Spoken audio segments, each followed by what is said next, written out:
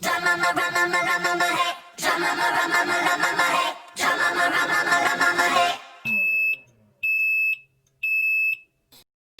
everyone, it's Drama Mama here. Finally, okay, wait, we need a drum roll. Let me not destroy the setup as I'm drumming. Ta-da! Finally, we have a video. And of course, as you know from the cringy name Drama Mama, finally creating a YouTube channel to review. I just lost my earring.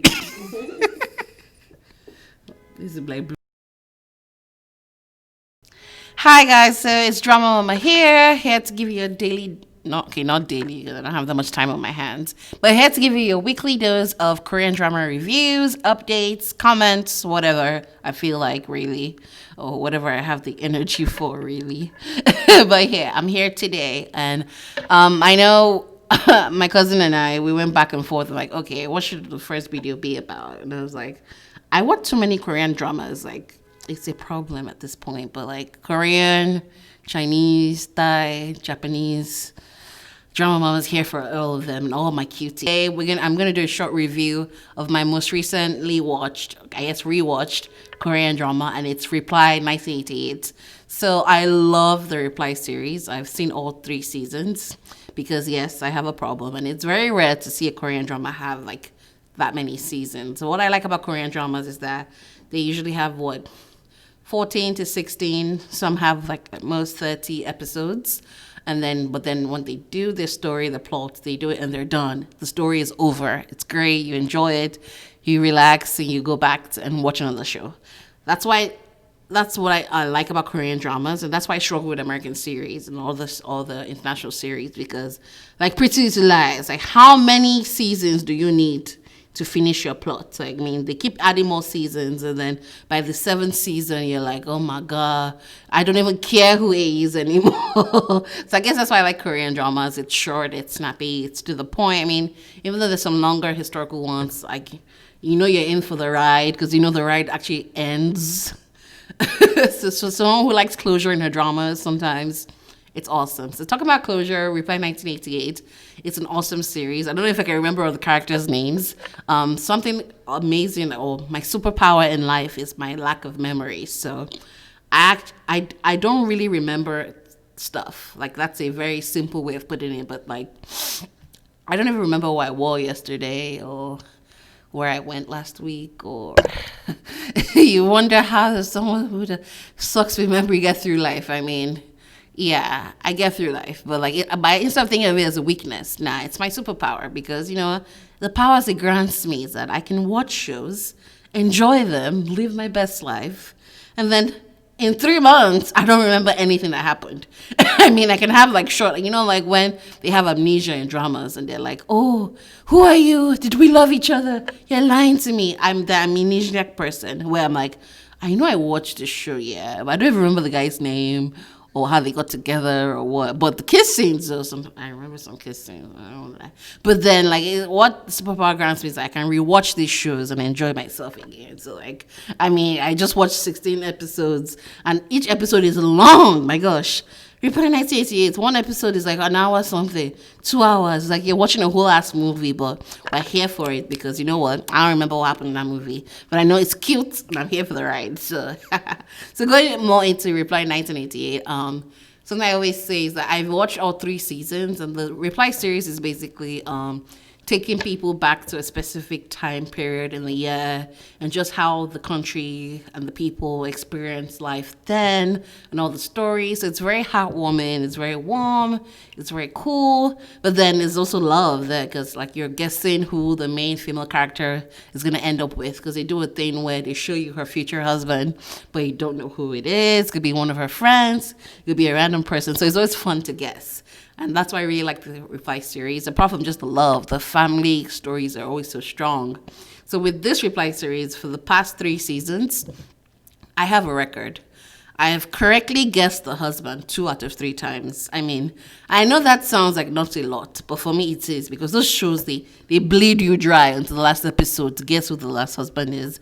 And I was correct in season 3. And that means a lot to me, because I was in the team where people were like, oh, at the time, a lot of people were like, no, you can't be Team Taek. Like, oh, yeah, by the way, I'm Team Taek. Because, hello, have you seen his face? Anyway, people were like, you can't be Team Taek. It's obviously Jongwan. This guy is acting. I'm like, guys. But he cute though. I want her to end up with him, okay? I mean, there's of course other things here to analyze, but like, I was right, is the conclusion of this. I was right. Ha! Suck it. I win. Haha, they're cute. But then again, the people who are Team Jongwan, to be honest, I can see they actually won in real life, because Harry is still dating Jongwan in real life. So it kind of feels like, I mean, they won in the end. I mean, I was correct in the plot and the drama, but in real life, they've been dating for like, what? Since the drama, it's been like 3 years now. They recently had a reunion post. I'll add that to the video down there. But like, it's adorable how they're still all friends, and then she's still dating him, and I think it's cute. But at least I won. I mean, talking about the other seasons, I don't want to bring back past grievances on the one I lost. So maybe in another video I'll analyze 1994 and 1997. But for now it's 88. Talking about I know a lot of people really fight about which one's the best Reply series. And I have to say I'm conflicted. 88 is great because the family stories in 88 are really strong. It's like the tears that bring them on, like the fathers and the mother, of course, they're always so strong, the characters, even though they repeat them every season, but they were very strong. It was very heartwarming. There were many seasons and episodes where I was like, oh, that's really cute. But then like others, but then talking about romance and just like based on friendships, I think 94 maybe stronger, but I don't want to cause fights in this video. I'm trying to, maybe I'll do a different video on which Reply series is the best and why, but for now I'm reviewing 88. So like I said, the family series are strong. The I go Kim Sajang, I mean, that thing is embarrassing, but like my dad is the kind of person that will actually do stuff like that, so maybe I'll start that with him.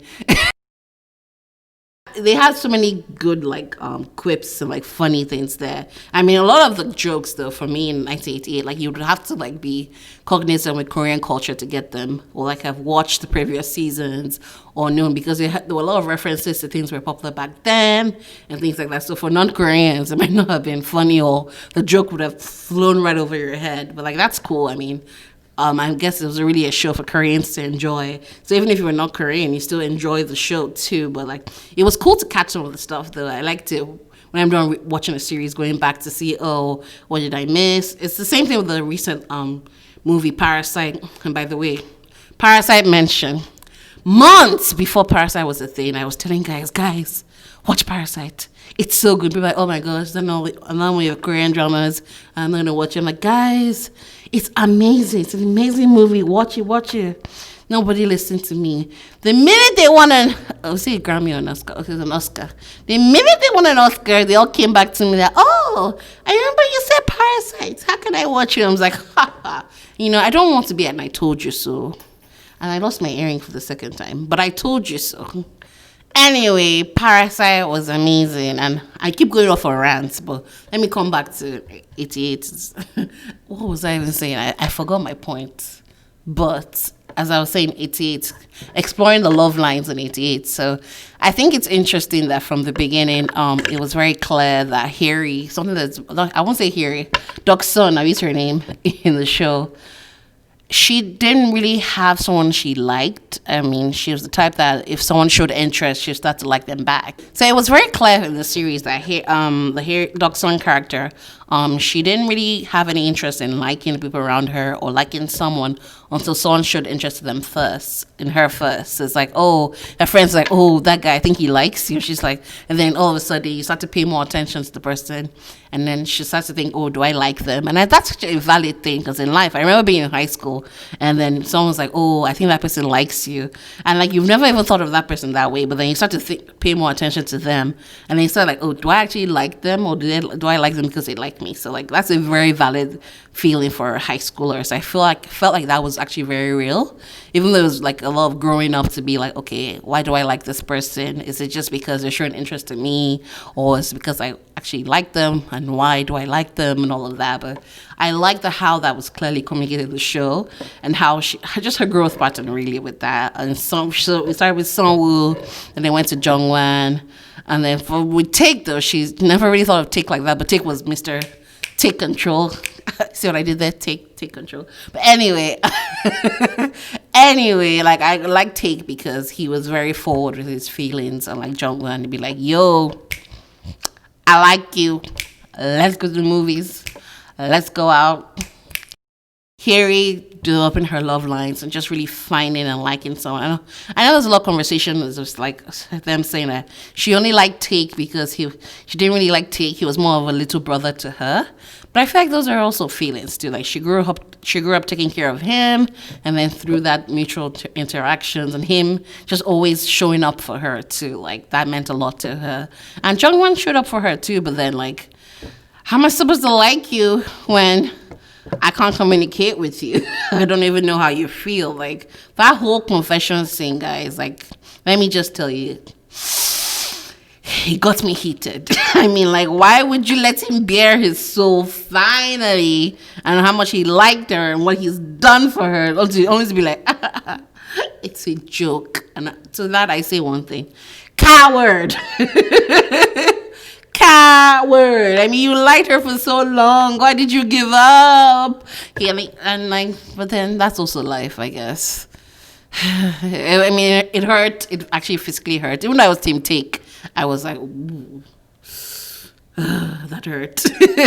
So like, I mean, at least he got to confess, but like he was never really open with his feelings. So like, that's why it was hard for me to be Team Jungwon, because like, if you like her, I mean, it's hard to confess to someone you like them, of course, especially when you've been friends for forever. And it's like, whoa, how do I destroy this friendship? But it's also like, how is it ever going to progress if you don't communicate with each other? Like, that's the whole basis of being in a relationship with someone, right? Communication. Like, Taek was the worst. Jungwon was the worst at communication. And even Taek, with all his travels and how busy he was and how much of a big celebrity he was always very open. He told his friends, like, yo, I like Duckson. Yo, like, even when he knew that Jungwon liked her too, he was very open to be open with him about that. So I guess that's the difference. So, but anyway, Team Taek rules forever. Yeah, and I won. But then also, something else I want to talk about with 1988 that you would enjoy if you watch 1988 is that the friendships are really cool. Bora storyline was interesting. I mean, Bora Stonewall was also very tantalizing. I think they had more kisses than the actual main couple, which is weird, I guess. But like, Bora Stonewall was very cool, just her growing up. And Bora's like, she was like Jungwon to me, you know, very rough on the outside and very screaming at everybody. I mean, I'm African. I can't even imagine screaming at my parents like that. It's giving me trauma. But anyway, like, she was always very rough, but loving in the inside. And Songwoo was just like overall like a marshmallow. Like, he's the most adorable, loving, kind guy. And I guess that was my problem with Songwoo, actually. He doesn't really have any clear flaws. So even from the beginning, even before we knew that he was for Bora, yeah, it's like, I don't want to watch a show with like a character that's not flawed. I mean, like, he's tall, he's loving, and I lost my earring again.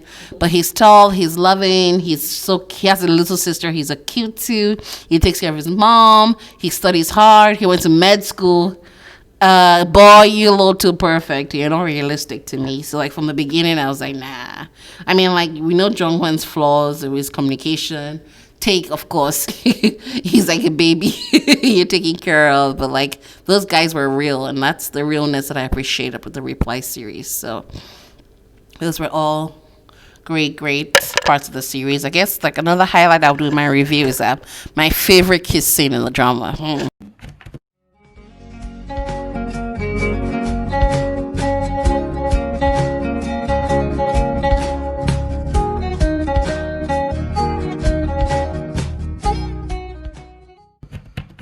Going to my favorite kiss scene. Let me see. Per my bad memory. Let me know if I can remember. I mean, it's a hard one.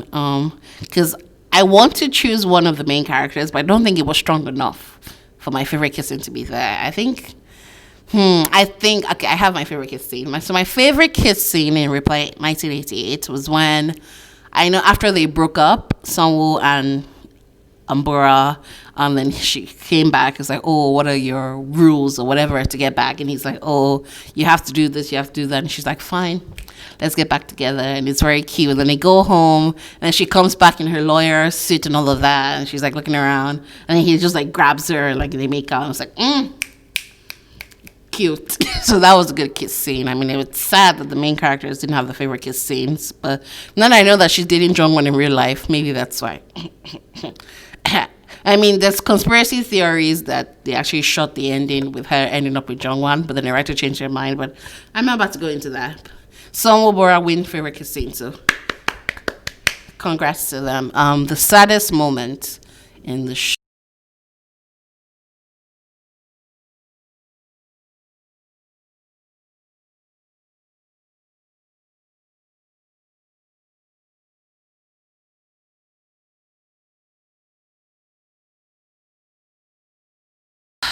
That's a hard one.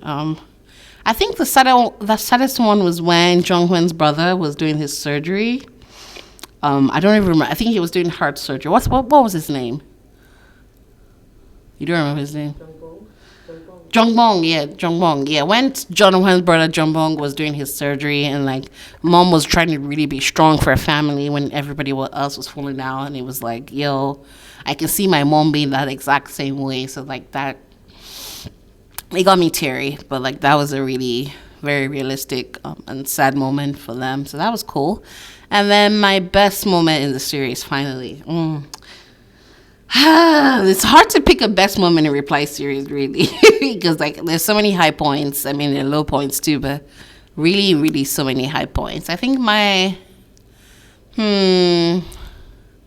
best moment will be when in Reply 1988 is when Taek lost his match, and then everybody was walking around pins and needles around him, like, oh, Taek, it's okay, something, like trying to be comforting, and then he's just like, yeah, not really getting that comfort. And then he gets to his room and he opens his door, and his friends are lined up, and they're like, get over it. You can't always win. Sit down, Joe. That kind of behavior where it's like, okay, I'm home now. It's okay to be like, that sucked, I lost, and just to be real with your friends. And I really like that, because like that's what everyone wants, right? I mean, you can't always be a winner. When things suck, it's awesome to have friends. They can just go like, so I think kind of suck right now, and that's where I'm at. It's cool to have friends like that, and I do have friends like that, so shout out to them. I guess what I'll leave you with is that cherish the friends that you have around you that you can be real with. I mean, it's because we all have friends that I feel like they're friends where you're friends when times are good, where it's like on Instagram, and it's like, oh, you're posting your highs and like, oh, congrats, and that's the friendship. There's nothing wrong with having friends like that, but once in a while it's good to have a friend that you can text during the week that, hey, this week kind of sucks for me, everything's going wrong, can we just chat? It's awesome to have friends like that. And if you do have friends like that, hold them closer. And if you don't have friends like that, send me a message. I might just reply, or I might ignore you and not reply, but just send me a message. We'll see what happens. All right. That's it for my review. Drama Mama out. I know I went on many rants, but tell me if you want any other shows I should review. I've watched a lot, so challenge me, actually. What show do you think I may not have watched that I may have watched that you want me to do a review on? I know they're currently airing shows, so challenge me. What should I do next? Of course, I'll do the other Reply series, but maybe I'll do something more